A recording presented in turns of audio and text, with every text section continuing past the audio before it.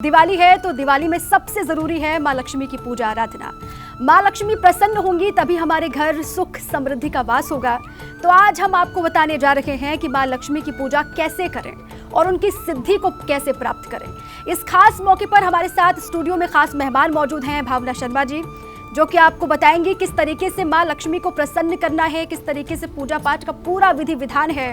और सबसे पहले स्वागत है भावना जी आपका हमारी खास पेशकश में। नमस्कार और सभी दर्शकों को दीपावली की बहुत सारी शुभकामनाएं।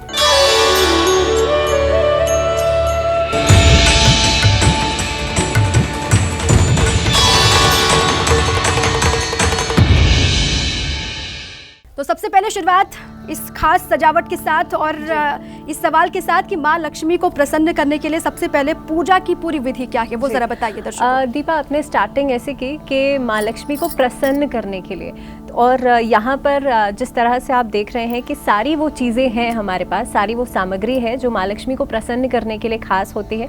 तो सबसे पहले हम विधि से पहले हम बात करते हैं कि कार्तिक मास में दीपावली का पूजन होता है। कार्तिक मास की जो अमावस्या तिथि होती है उसी दिन हम दीपावली का पूजन मनाते हैं। इस दिन माँ लक्ष्मी की पूजा खास होती है, भगवान गणेश की पूजा खास होती है। माँ लक्ष्मी पूरे साल भर आपके घर में विराजमान रहती हैं और हम सभी ये चाहते हैं कि हमारे घर में माँ लक्ष्मी स्थायी अवस्था में रहें, यानी कि स्थिर अवस्था में रहें। और ऐसा मैं इसलिए कह रही हूँ क्योंकि आप सभी जानते हैं कि माँ लक्ष्मी को चंचला भी कहा जाता है, यानी कि वो बहुत लंबे समय तक एक जगह ठहरती नहीं है। तो आज हम उन्हीं खास बातों के बारे में बात करेंगे, उस विधि के बारे में बात करेंगे जिससे कि पूरे साल भर माँ लक्ष्मी आपके घर में विराजमान रहें। तो सबसे पहले सामग्री के साथ अगर हम शुरुआत करें जी, तो देखिए किसी भी पूजा की जब आप बात करते हैं तो उसमें षोडोपचार की विधि अपनानी चाहिए, जिसमें कि 16 तरह की विधि होती है। अब यहाँ पर आप देख रहे हैं कि हमारे पास भगवान गणेश हैं, माँ लक्ष्मी की प्रतिमा हमने विराजमान की है। अगर आप अपने घर में देखेंगे तो आपके घर का जो नॉर्थ ईस्ट डायरेक्शन है, जिसे हम ईशान कोण कहते हैं, या फिर आप उसे घर का उत्तर पूर्वीय हिस्सा कहते हैं, जो वास्तु के हिसाब से बिल्कुल सही माना जाता है पूजा के स्थान को बनाने के लिए। या फिर आप जब दीपावली पूजन कर रहे हैं तो आप माँ लक्ष्मी भगवान गणेश को घर के उत्तर पूर्व की दिशा में वहीं पर स्थापित करेंगे। आप देख रहे हैं यहाँ पर लाल कपड़ा बिछा हुआ है। अब देखिए पूजा में हर एक चीज़ का अपना एक अलग महत्व होता है, एक अलग सिग्निफिकेंस होता है। लाल रंग जो होता है वो माँ लक्ष्मी का बहुत ही प्रिय रंग माना जाता है और घर के उत्तर पूर्व की दिशा में आपको एक लाल आसन बिछाना है और उसके बाद भगवान गणेश और माँ लक्ष्मी की प्रतिमाओं को आपको वहाँ पर स्थापित करना है। अब देखिए भगवान गणेश के दाईं तरफ माँ लक्ष्मी को आपको रखना है, इस बात का ध्यान रखना है। आप देख रहे हैं जिस तरह से यहाँ भी भगवान गणेश है, माँ लक्ष्मी है। भगवान गणेश के पूजन के साथ आपको शुरुआत करनी चाहिए, गणेश चालीसा के साथ। लेकिन जैसे मैं आपसे कह रही थी कि माँ लक्ष्मी को अगर आप चाहते हैं कि वो स्थिर अवस्था में रहें तो आपको इस दिन भगवान विष्णु का पूजन ज़रूर करना चाहिए। अब आप कौन से मंत्र से इस दिन माँ लक्ष्मी का पूजन करेंगे? तो देखिए माँ लक्ष्मी का पूजन अगर आप भगवान विष्णु के साथ संयुक्त मंत्र से करते हैं तो पूरे साल भर आपके घर में धन वर्षा भी होती है और सुख सौभाग्य भी बढ़ता है। ओम महालक्ष्मी च विद्महे विष्णु पत्नी च धीमहि तन्नो लक्ष्मी प्रचोदयात्, इस मंत्र से आप दीपावली के दिन पूजन जरूर करें। और देखिए दीपा, आप जिस तरह से क्या क्या चीज़ें हैं ज़रा ये मैं जो चढ़ाना होगा हमको जिससे माता खुश हो जाएंगी। जी, हम सामग्री पे आते हैं। तो देखिए दीपावली पूजन में मैंने कहा था षोडोपचार की विधि, तो उसमें आ जाता है धूप दीप नैवेद्य। नैवेद्य यानी कि आप जब फल फूल मिठाई आप अर्पित करते हैं तो देखिए आपको 5 तरह की मिठाई लेनी है। उसके बाद यहाँ पर आप देख रहे हैं 5 तरह के फल हमने रखे हुए हैं। यहाँ पर फूल हैं, फूल मालाएं हमने पहले ही अर्पित कर दी हैं। तो घर के मेन एंट्रेंस पर आप रोज़ वाटर स्प्रिंकल कर सकते हैं। रोज़ वाटर स्प्रिंकल करने से, या घर के मेन एंट्रेंस पर आप एक बोल के अंदर पानी भर के उसमें लाल पुष्प या फिर आप गुलाब के पुष्प डाल सकते हैं। ऐसा करने से भी माँ लक्ष्मी प्रसन्न होती हैं और आपके घर में रहती हैं। इसके अलावा देखिए खीलों का इस्तेमाल यहाँ पर हुआ है, पंचमेवे का इस्तेमाल हमने किया है। अब एक बहुत ज़रूरी बात यह है कि आपको किस तरह की विधि अपनानी है। तो सबसे पहले मैंने कहा कि भगवान गणेश की पूजन आप करें, उसमें आप गणेश चालीसा का पाठ कर सकते हैं। तो सबसे पहले आप भगवान गणेश के पूजन के बाद माँ लक्ष्मी का पूजन करेंगे और माँ लक्ष्मी के पूजन के दौरान आपको कोशिश करनी चाहिए श्री सूक्त जी का पाठ आप ज़रूर करें। अगर आपकी कोई मनोकामना है, अगर आप कोई चाहते हैं कि भाई आपका कोई काम पूरा हो जाए या कहीं पे कोई काम आपका अटका हुआ है, तो माँ लक्ष्मी के सामने आप गाय के घी का दीपक जलाएं और घी के नीचे अगर आप चावल यहाँ पर रख सकते हैं तो बहुत अच्छा रहेगा।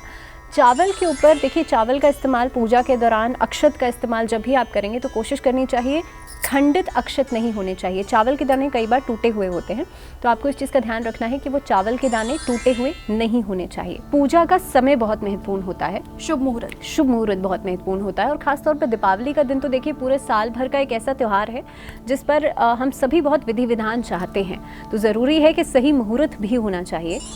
इस दिन का जो मुहूर्त रहेगा शाम को 5:37 से लेकर के 7:40 का एक मुहूर्त रहेगा। दूसरा मुहूर्त जो रहेगा वो महानिशीत काल का रहेगा, जो कि 11:36 से लेकर के 12:41 का रहेगा।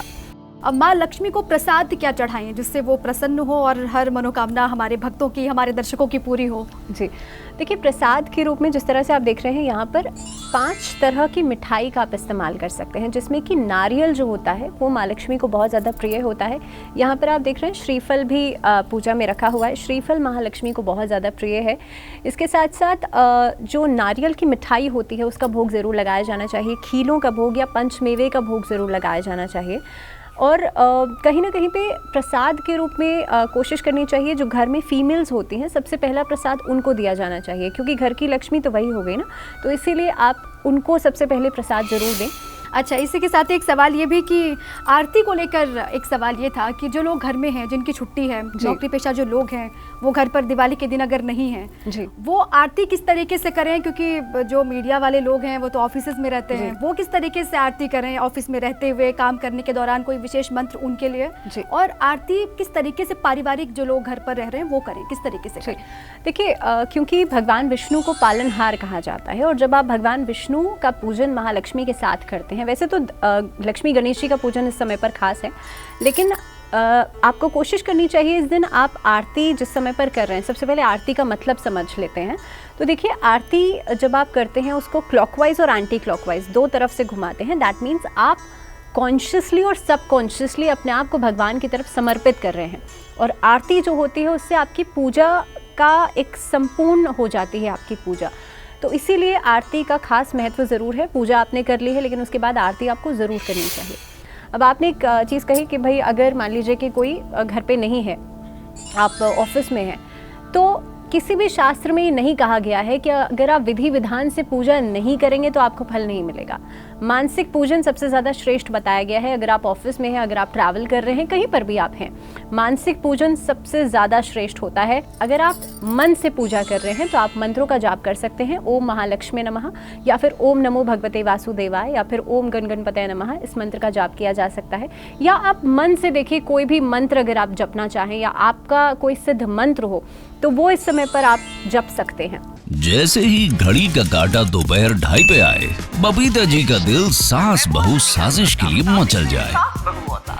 और ये है इनकी बहू, पूरे दिन ऑफिस की टेंशन हो जाए गॉन जब ये करें अपना फेवरेट शो फ्री टाइम पे ऑन। इनकी तरह आप भी देखें अपना फेवरेट शो अपने टाइम पर, और डाउनलोड कीजिए एबीपी लाइव ऐप अपने स्मार्ट टीवी पर।